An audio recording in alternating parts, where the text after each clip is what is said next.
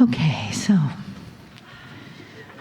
how about just close your eyes for a few moments and bring your awareness inside as you take a breath.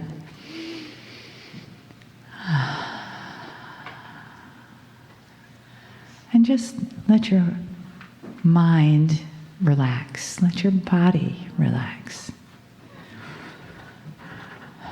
And feel what's gone on for you inside today. This family, this beautiful family of light in the room, you've touched each other by being in each other's light. You've listened, you've thought, you've asked questions, you've created a new grid, a new awareness perhaps. And that's a beautiful thing. Whatever it is, however it is for you. And as you begin to deepen your breathing and soften your awareness,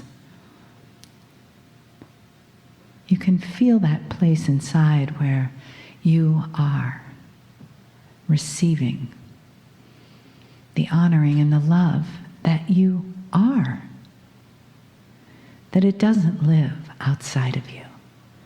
That it doesn't come from anyone else. That space, that place of the divine source of all love lives inside of you and lives through you into the beauty and the magic of this human experience that we get to have together here by choice on this day. Take a breath.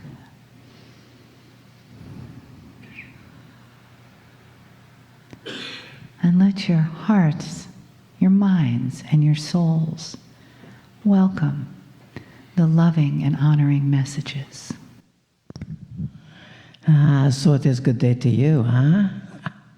Very good to see your energy, your light, your brightness, your divine presence. Now that you're full up with all sorts of energy and all sorts of information, and you know where the Lemurians are here, and the Pleiadians are here, and the Arcturians and the Syrians, well, it's just a big party, eh? Coming to Texas. We think it's always a party in Texas. Yes? It's just a little different vibration, huh? That is where they got those dances in the lines. We do not dance, however, we have seen it. Understand and know that with that vibrational energy, with that frequency, it is a bit easier to go into that multi-dimension that we were speaking of earlier. A bit easier to acknowledge that focus. You are the change makers of this planet. You are the change makers in South America, Central America, and North America. Are you aware of that? Well, now you know. If you weren't aware before, because that energy reverberates out, up and down, and in that capacity, the change connects with your heart first.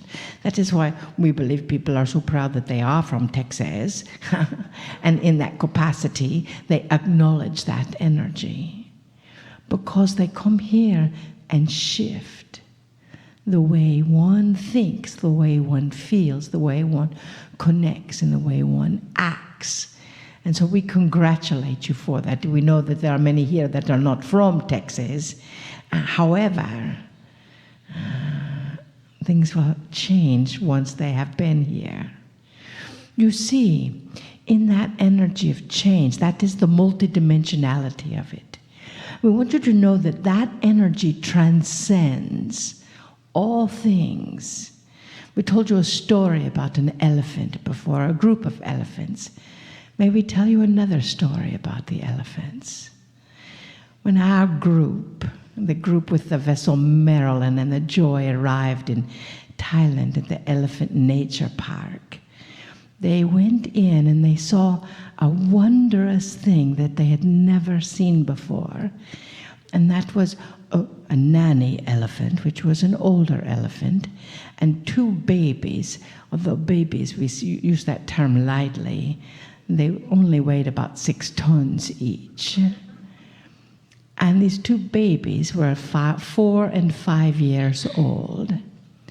And they were playing in the water, just as children play in the water. And one would be looking about with their trunk high in the air, and the other one would be under the water, and their trunk was like a periscope, looking about, and then they'd bring their head up and spray the group.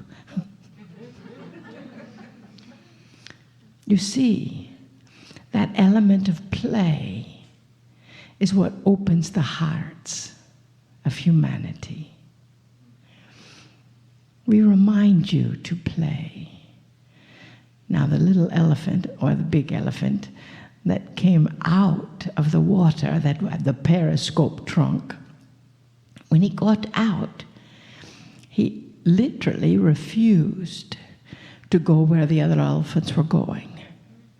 He came over, as the mahout said, he was a naughty elephant. But it was unusual for him to be so naughty because he was determined to play with our group. And he was doing all sorts of antics to play with our group. And we asked, is that common? And he says, well, he likes new people, but he's usually not so determined. You see, there's a portion of an elephant's brain. Humans have the same portion, it's just gone dormant. But there's a portion of the elephant's brain that remembers their ancestry. So somewhere along the line, this little 6-ton, 5-year-old elephant named Faru remembered our group. According to the Buddha, we had been on that land before with that elephant. So understand that even though it may be thousands of years later, you have a connection with all things on this planet. You have a connection with the energy. You have a connection with the people. You have a connection with the stone. You have a connection with the Sphinx. You have a connection with the carvings. You have a connection with the seedlings that become trees. You are the protectors.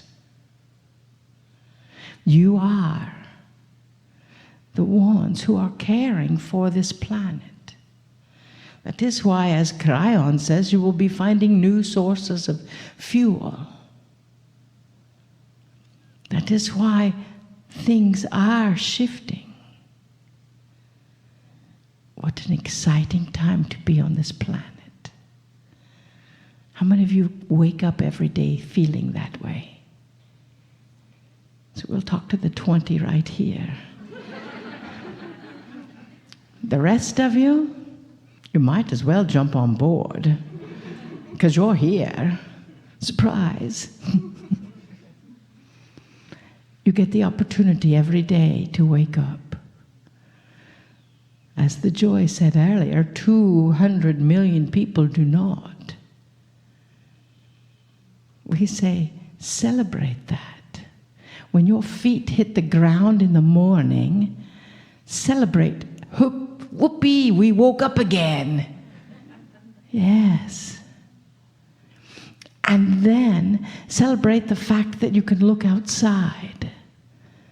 And it's raining, or it's cloudy, or it's storming, or it's sunny, or it's snowing, or whatever it is a celebration. Because it is an imprint on your soul.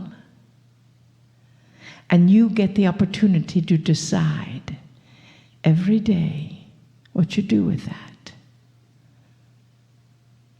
That imprint.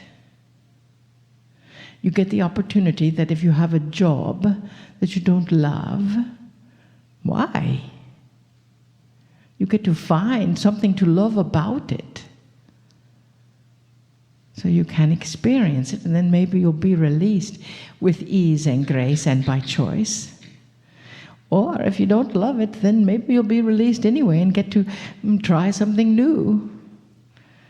Remember your purchase order to the universe. Every thought, every feeling, every intention goes out to the universe. And you know it is being told yes to. The universe only says yes to you. That is it. So if you are jumping out of bed, excited for another day to see what wondrous things are going to happen, guess what? Wondrous things will happen. And if you're dragging out of bed thinking, oh no, I've got another day, guess what? Your whole day may feel that way. The choice is yours.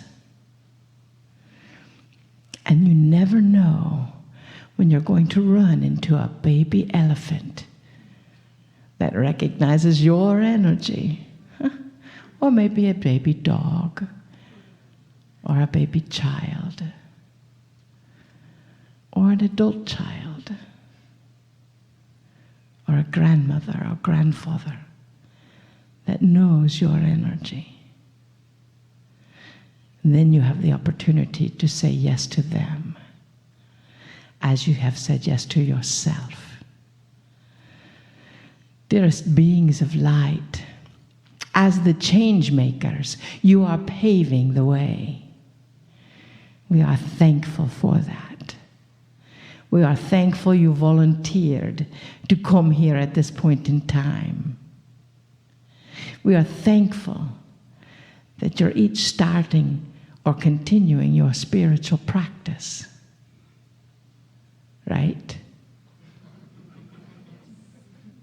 Hello? Thank you. We are thankful for you. We see you. We know you. We hold your heart in our heart. We understand you. And we learn from you as we teach you as well. Namaste. Greetings, dear ones. I'm Kryon of Magnetic Service.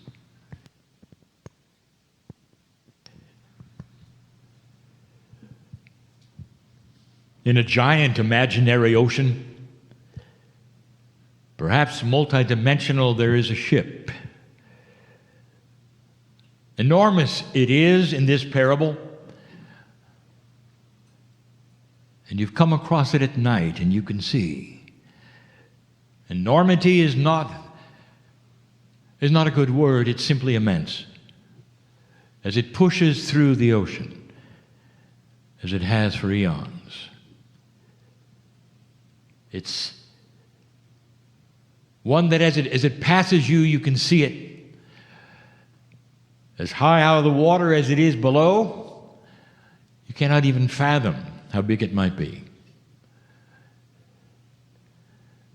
Briefly, you catch the name in peeling paint. It starts with an H, and the ship's name is humanity.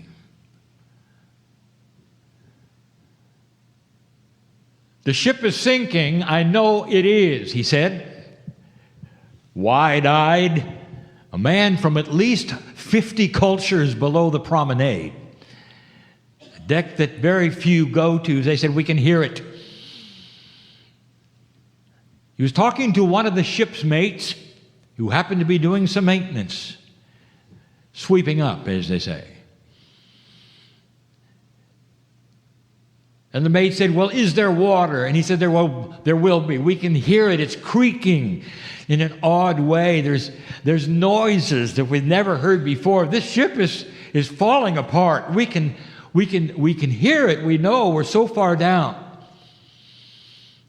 And the mate said, have you talked to the ones that are further down? And he said, we won't go there. It's ugly down there. We don't want to be there. But what we can hear, we know this ship is not going to be afloat very long. Everything seems to change here. It's been a certain way in my father's and my grandfather's day, and even in my day, but not now. We're hearing the planking start to break and chip apart, and noises we've never heard, snaps and buckles, and this ship's going to sink. Well, until you got water, don't bother me. And that's the way it was, as report after report seemed to filter up, even into the wheelhouse, where those in charge would smirk and say, no, it's just their imagination. It's always been this way, it will be this way, it's seaworthy, it always has been, it's not perfect, but it will continue. And so it was in this ship called humanity. As it passed the marker that nobody thought it would ever pass, as it went into uncharted waters called 2012 and beyond. And the one from the 50 decks below the promenade was correct, because there were things going on. Things going on that nobody expected, and it was frightening. They'd always been in this ship, it had carried them well through this ocean called Earth, reality.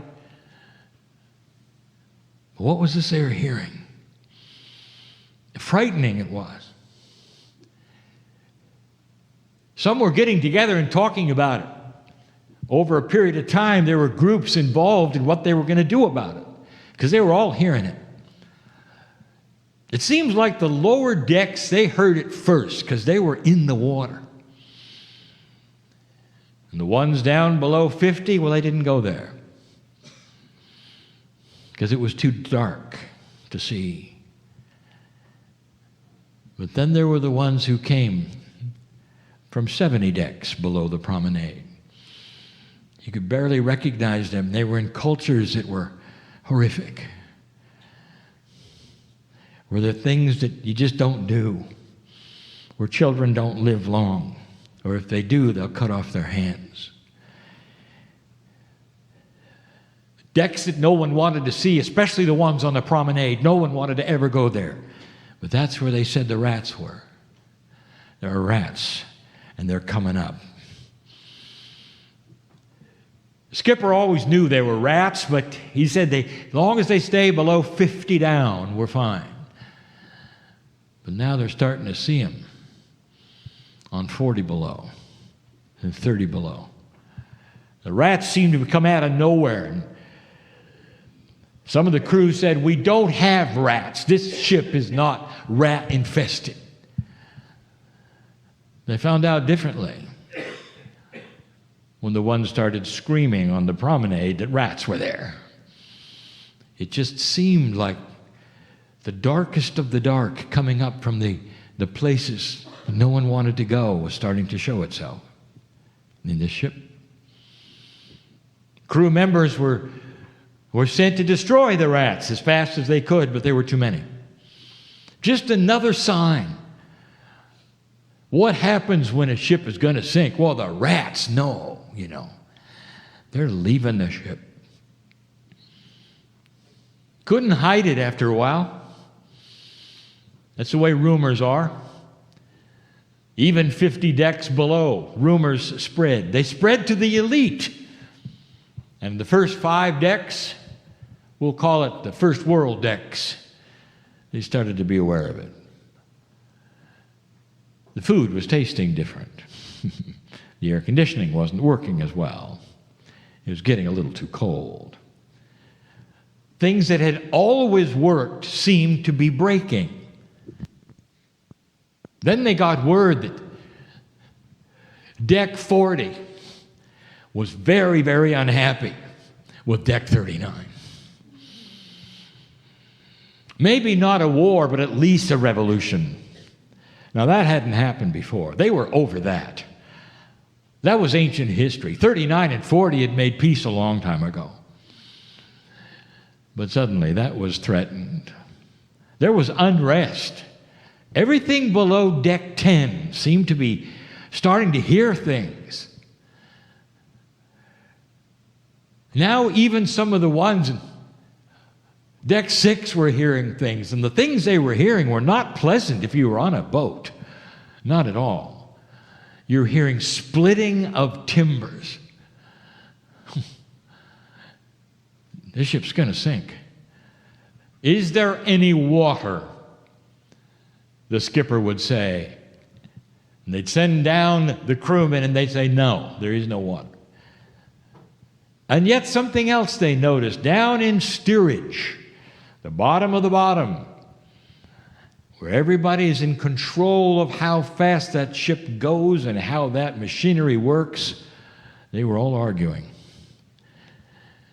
Because it seemed like the ship was slowing down. And yet the propellers were going just as fast as they ever had before, but the paradigm of how fast things should go with how much fuel is used and where you get it and how you get it was breaking down. There are even some that said, we may run out of fuel. We're going to have to do something different, or this ship is going to stop. And everybody knows that the ship can't stop, because if it stops, it'll pull water into it. It must keep going. And so, dear ones, this parable continues. And you could say that year after year it got worse. The rats kept coming. Now they noticed that even the rats were abandoning ship, literally jumping out. They didn't want any part of it. Some of those in the decks below were so unhappy and so sure the ship was not going to sink, they took their own lives. They were convinced it wasn't going to work. Such is what cultures do 50 decks down, I'm told. Ones that you would never want to see. Ones that are controlled by those who are unbalanced and dysfunctional. And so this ship called humanity was in trouble, seemingly. And here's what I want to tell you. That in those years of this ship slowing down with all these noises, these crackles and bangs, they started to see it happening. Oh, the first one who saw it couldn't believe it. Looking over the side, he saw a piece, a huge piece of the side of the wooden ship that they were on break off and fall into the water. Break off and fall in the water. He reported no one believed him until they took a look. And they said, this is impossible. This ship was put together so well. It's always held together. Eons it's held together. It doesn't break apart like this. But they all knew that if it breaks apart that much more, and if enough of those planks fall off, they were all doomed. Up there in the first 5 decks, well, they didn't really get those messages. They got other messages. They got messages that things might happen, but nobody said that they were going to sink.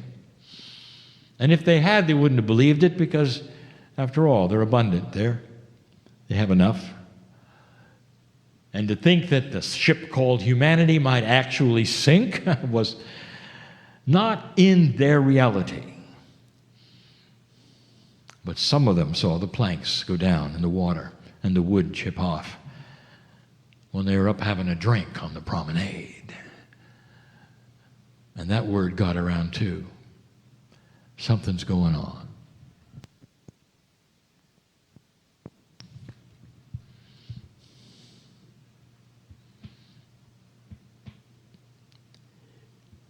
If you listen to your news, dear ones, the ship is sinking.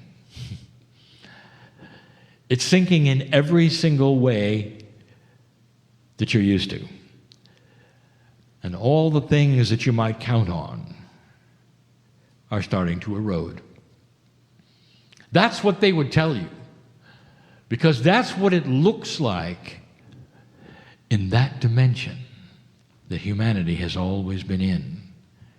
You see, the ship is not going to last, they say. Let me introduce you to something that some heard and some did not. Some saw and some did not. One of the children sneaking in to one of the decks that is odd and unusual. A deck you were told to stay away from. Because on that deck there were things unexplainable that go on. So you don't want to go there. But children, they're inquisitive. And they went to that deck. There was a lot of light there, more than usual. But the thing that they heard that they'll never forget was the singing. A whole deck, so many people were singing songs. And they had lyrics to songs. And the child that heard the lyrics was making out the story they were singing. And the story they were singing was welcoming of a new ship.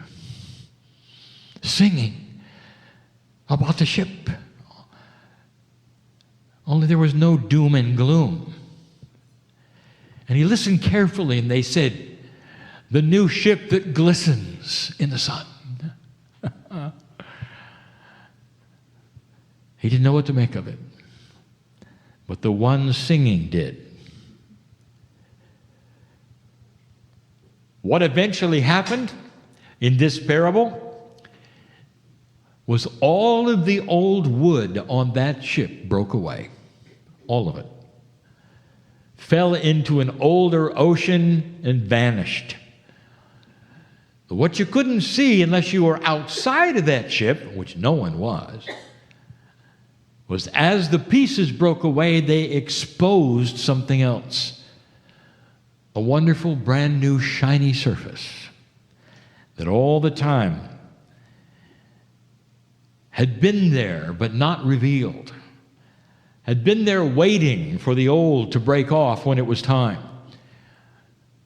And all the other decks, all they saw was the breakup. They didn't see the new, shiny, the metal that was replacing the wood. The ship seemed to be slowing down in the water because the engines were old and they weren't functioning right. Until they got new engines. Engines that worked differently than anyone ever thought an engine could, with no fuel.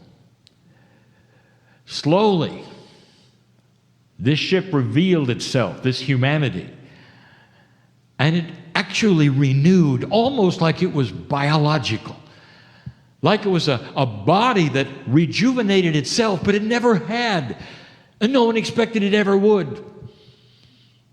And those on the lower decks remained afraid. When you said you're going to be okay, it's not going to sink. You see, the ship is alive. They said, that's impossible. That's not happening. Something is wrong. That is evil. And there are so many who saw a rejuvenating ship and were so afraid that nothing changed as long as they lived, and they feared it all their lives until their death. That also is happening right now. Because sometimes when those see light, they don't know what it is, or they think it's fake. And instead of a revelation of beauty and compassion and love, all they see is a cult. And they don't want any part of it. And they will slink to a lower deck in order to find what they're used to until they settle with the others. And they say, I'm happy now because I'm on a deck called fear. And everyone's afraid. So I have everyone on board with me, feeling the same way.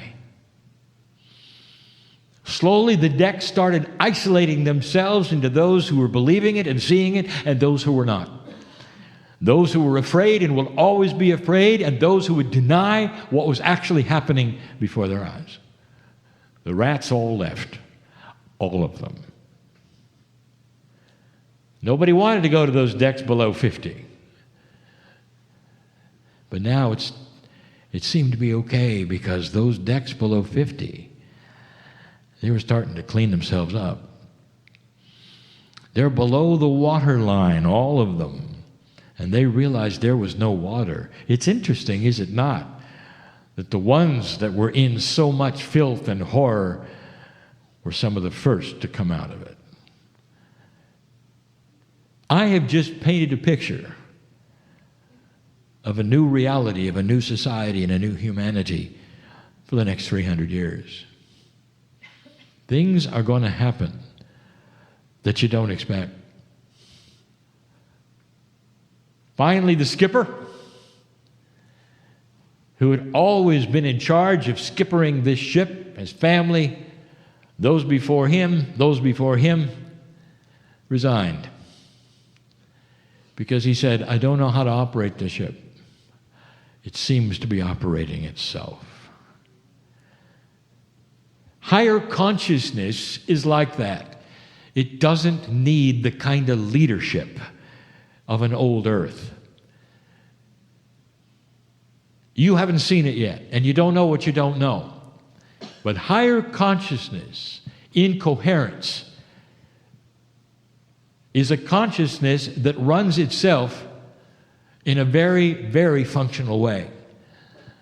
That's all I can tell you about what might be coming in the hierarchy of what you call government and management. It won't look the same as it has for the last 200 years. And some of you right now who are astute are seeing your government with some of the pieces falling off. And some of those who don't want to pass laws, all they want to do is eliminate the other one. That's the ship you're on, and it begins now. I told you this morning, the ship won't sink. All of those doomsdayers who are in another kind of reality, another kind of paradigm, believe that in order to have something different, you have to eliminate what you have. And that means your economy must fail completely. It must go down to the bottom and be rebuilt. That's an old paradigm of the way things used to work. And we're talking about integration. We're talking about new things growing where the old things were and popping up when you didn't expect it.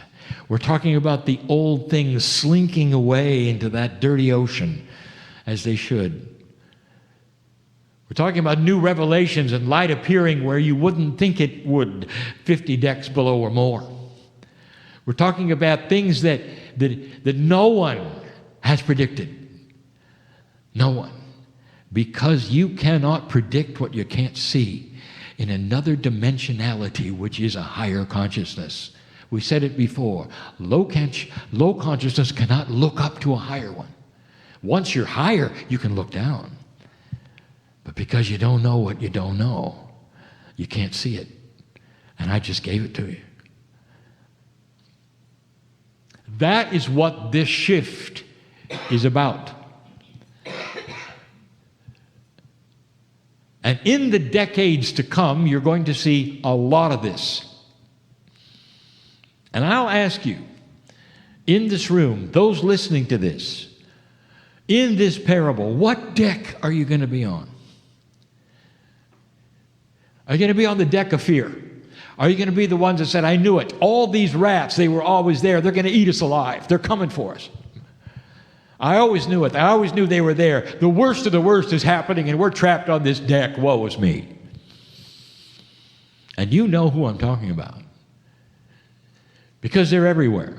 As they see that light expose the darkest things on this planet, the unspeakable things that have always been there, they'll have the idea that it's new. And the ship of humanity is doomed.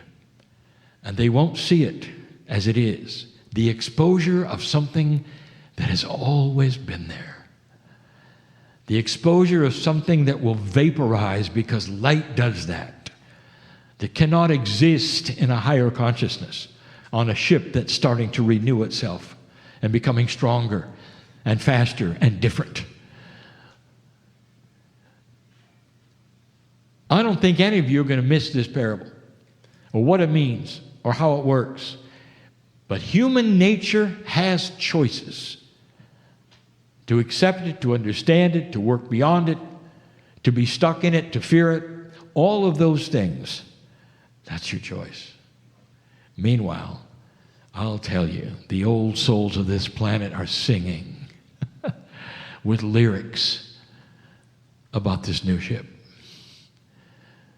And those lyrics include other lyrics about a new Jerusalem, about a new planet, about coherence, about things you didn't plan on, about food for everybody and clean water when you didn't think it was there, about inventions that are coming your way that make sense and will help humanity instead of raping the land.